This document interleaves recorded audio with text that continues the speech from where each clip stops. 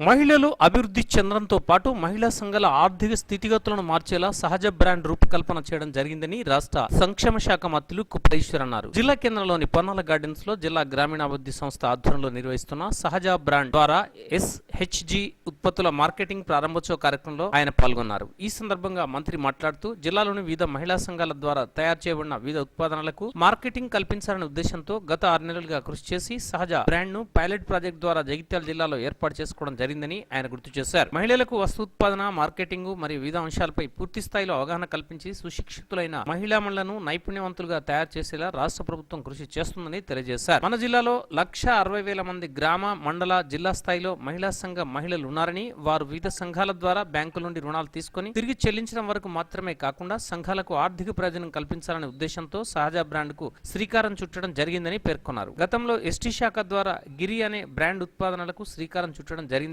ఇది పూర్తిగా ప్రభుత్వ పరంగా నిర్వహించబడుతుందని, గిరి ఉత్పాదనలు మార్కెట్లో మంచి పేరును సంపాదించుకోవడంతో పాటు పెద్ద పెద్ద దుకాణాల్లో ఈ ఉత్పాదనలకు మంచి డిమాండ్ ఉందని ఆయన తెలియజేశారు. ఈ కార్యక్రమంలో శాసనసభ్యులు డాక్టర్ సంజయ్ కుమార్, జిల్లా కలెక్టర్ రవి గుగ్లోతో పాటు DCMS చైర్మన్ ఎల్లాల శ్రీకాంత్ రెడ్డి, జిల్లా పరిషత్ చైర్పర్సన్ దావా వసంత, PDDRDA లక్ష్మీనారాయణ, జిల్లా సమాఖ్య అధ్యక్షురాలు వనిత, మంజుల, వివిధ సంఘాల మహిళలు, అధికారులు, ప్రజాప్రతినిధులు తదితరులు పాల్గొన్నారు. మండలం నుంచి వచ్చిన ఓబీలు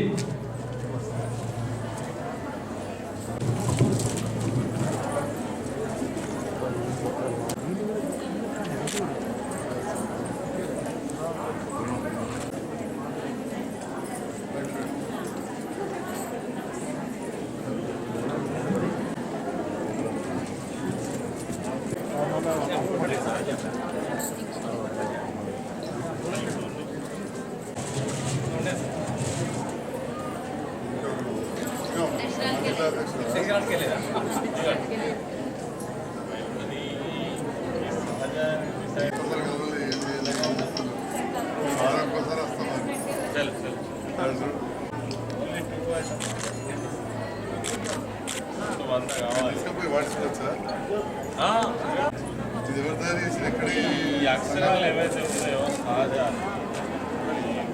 వాళ్ళు చాలామంది డిజైనర్స్ ఇచ్చినటువంటి దాన్ని తర్వాత కూడా చాలాసార్లు రిజెక్ట్ చేసి ఫైనల్గా ఇది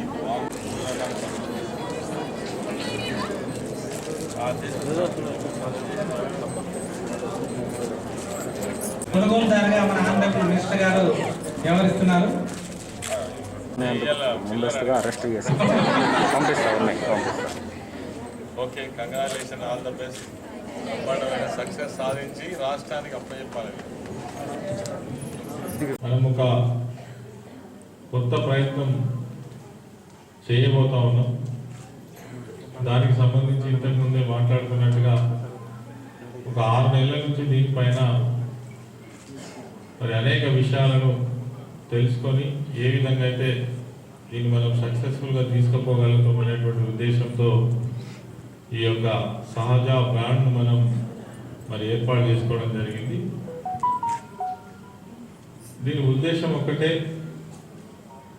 చాలా సంవత్సరాల నుంచి మన రాష్ట్రంలో కావచ్చు, ఇతర ప్రాంతాల్లో కావచ్చు, లక్షలాది మంది ఉన్నటువంటి ఈ మహిళా సంఘాలు ఏవైతే ఉన్నాయో పూర్తి స్థాయిలో వారికి అన్ని రకాల అవగాహన కల్పించి ఒక సుశిక్షితులైనటువంటి మహిళలుగా తయారు చేసినటువంటి పరిస్థితి మన రాష్ట్రంలో ఉన్నది.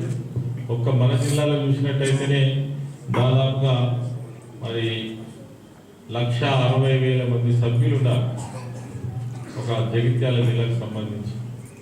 అంటే గ్రామ స్థాయిలో, మండల స్థాయిలో, జిల్లా స్థాయిలో చాలా సంవత్సరాల నుంచి దీంట్లో పూర్తి అనుభవం ఉన్నటువంటి వాళ్ళు ఉన్నారు.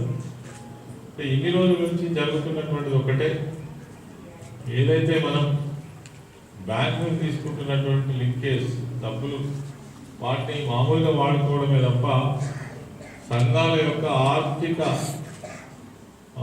వెసులుబాటు జరగడం లేదు, ఆర్థికంగా వాళ్లకు ప్రయోజనం జరగడం లేదు. కేవలం ఆ డబ్బులు మనమే వాడుకోవడం, మళ్ళీ తిరిగి కట్టడం అనేటువంటిది అంతవరకు మాత్రమే ఆగింది. దీన్ని మరింత విస్తరించాలనేటువంటిదే ఈరోజు ఉన్నటువంటి ప్రధానమైన ఉద్దేశం.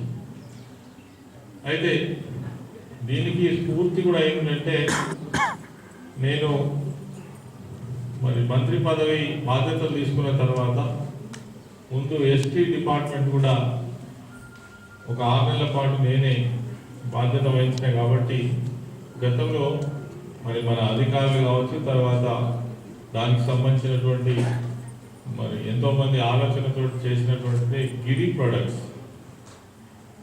ప్రొడక్ట్స్ ఏదైతే ఉన్నదో మనకు ఒక స్ఫూర్తి, అది పూర్తి స్థాయిలో ప్రభుత్వ పరంగా నిర్వహించబడుతున్నటువంటి ఒక బ్రాండ్. ఇలా గిరి ప్రొడక్ట్లో చాలా ప్రొడక్ట్స్ వచ్చినాయి. మరి సోప్ వచ్చింది, తర్వాత శానిటైజర్, మన ఇది షాంపూ వచ్చింది, తర్వాత హనీ వచ్చింది, రకరకాల ప్రొడక్ట్స్ చాలా పెద్ద మొత్తంలో వచ్చినాయి. ఇవన్నీ కూడా మరి వాడినప్పుడు కూడా వాళ్ళందరూ కూడా దాన్ని చాలా మంచి బ్రాండ్, చాలా బాగుంది, తర్వాత బయట షాపింగ్ చేయడం, తర్వాత మార్కెటింగ్ చేయడం, పెద్ద షాపులలో ఈ యొక్క గిరి బ్రాండ్ను ఈరోజు మనం చూస్తాం. అదే పద్ధతులలో మరి మిగిలిన అంటే అది ఒక పరిమితమైనటువంటి పద్ధతులలో జరుగుతూ ఉంది ఆ ట్రైబల్స్ వరకు.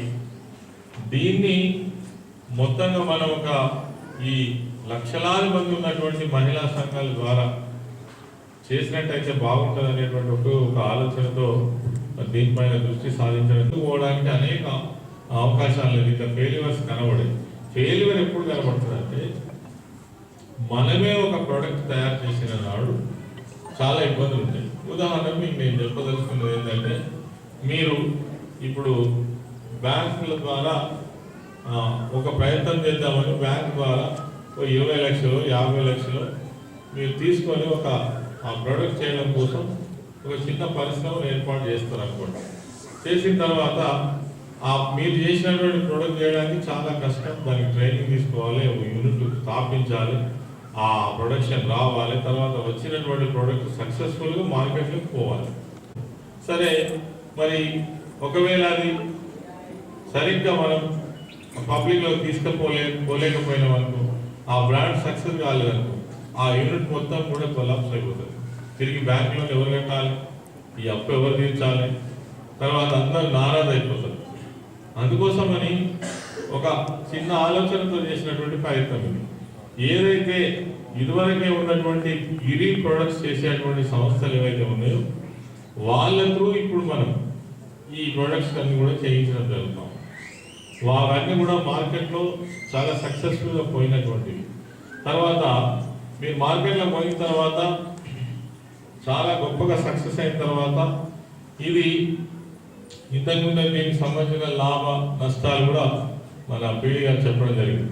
అయితే లాభ నష్టాలు ఇంకా గొప్పగా ఉండాలి, ఈ ప్రోడక్ట్ మనమే చేయాలి అని అనుకున్నప్పుడు, ఇది మార్కెట్లో చాలా గొప్పగా జరుగుతున్నప్పుడు మనం ఆ యూనిట్ పెడితే మన వాళ్ళే దాన్ని తయారు చేయవచ్చు, ఇంకా ఎక్కువ లాభాలు గడించేటువంటి అవకాశం first phase, second phase, third ఫేజ్లో పోయినప్పుడు మనం చేయవచ్చు. ఇప్పుడు